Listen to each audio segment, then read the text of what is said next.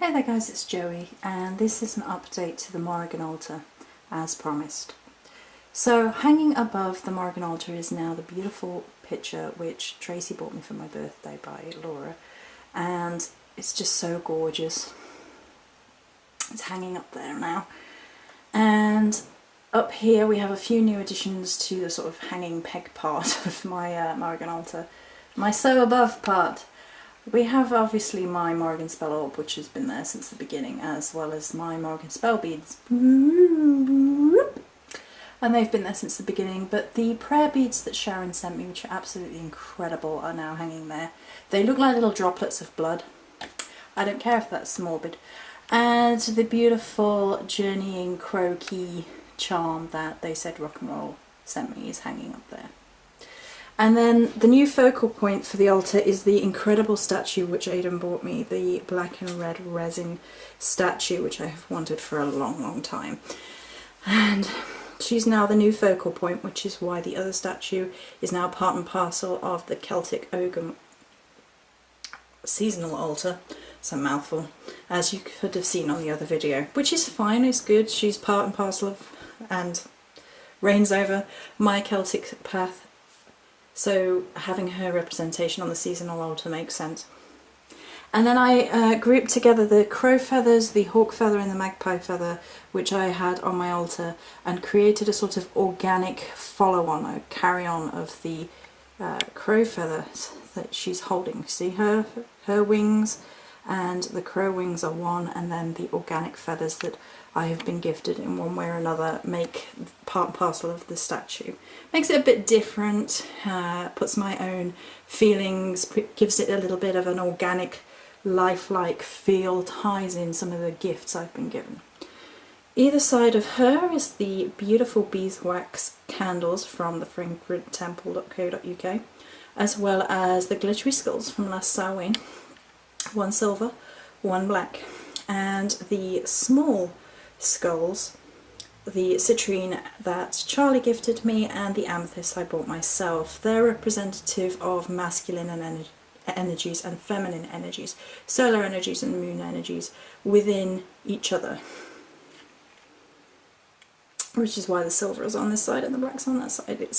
It's trying to get that balance between all things. And talking of that, that's very true and very apt of the rhodonite sort of mini pillars. So over here are the rhodonite mini pillars for the three aspects of the goddess. So here we have the one that I use to represent Anu. And you're like, okay, how does that represent Anu? Well, that is fresh battle scars. That is stripes of a tiger. That is earning your stripes, maiden energy. As well as the wild ferociousness that comes with youth without abandon. In the centre we have this one for Maka, which is the mother aspect of the Morrigan.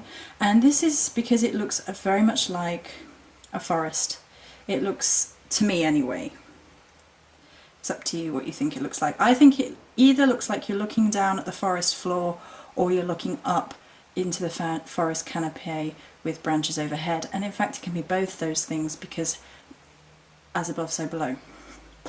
And the forest energy, the sacred grove energy, Maka's energy, and it's about growth, about growing and finding the wisdom in the sacred places.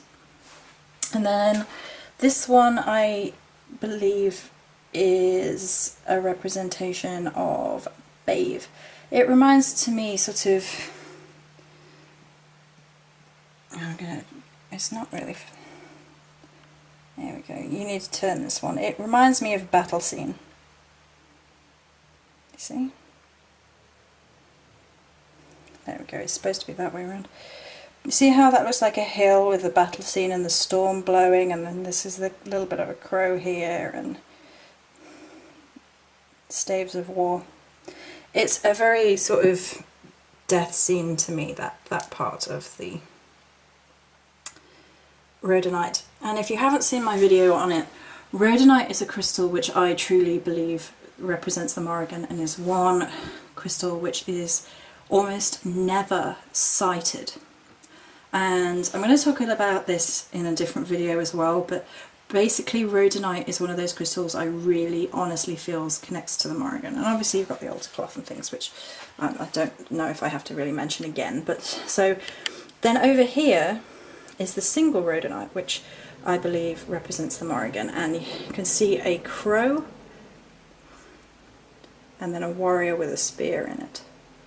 And so we have 1 and 3, and that's on purpose. The 1 and the 3 are the balance of the 3 faces of the Morrigan and the Morrigan as a whole. They're one and the same thing, but it's good to have like a representation of each. So we've got 2 cauldrons. On this side we now have the Morrigan triple beeswax spiral candle from the Fragrant Temple online with some hawthorn spears and the wild birch beech. The wild beech branch star again. There we go. And then over here we have the other cauldron with gifts that I have been gifted: the bone goddess from Trina, the Morrigan stone from Charlie. There's a little black feather in the back from my friend Hazel. A black shell from the beach which I collected, smoky quartz, which I really felt resonated with her. Just in front of it we have a yew mushroom that Tracy gifted me, and that's come all the way from Ireland. And then on the other side, to counterbalance that, is an obsidian spiral. Obsidian is often given as one of the Morrigan's crystals, and it is, and it's pretty much one of those crystals which a lot of people are like, it's too much, it's overwhelming.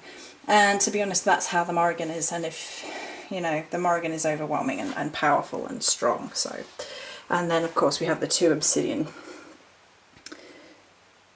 columns points with the Morrigan bowl in the centre.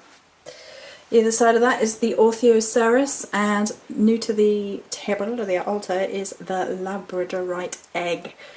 Labradorite is my current working crystal with the Morrigan. It's just profound. Then on this side we have the beautiful crow wings, almost like an offering dish, that Sharon sent me. And then my ammonite, which represents the spirals, the labyrinths, the trials of life, things of that nature. And sat on top is the obsidian orb for the Morrigan. And then here at the front we have the 3 obsidian arrowheads, 3 being a very important number.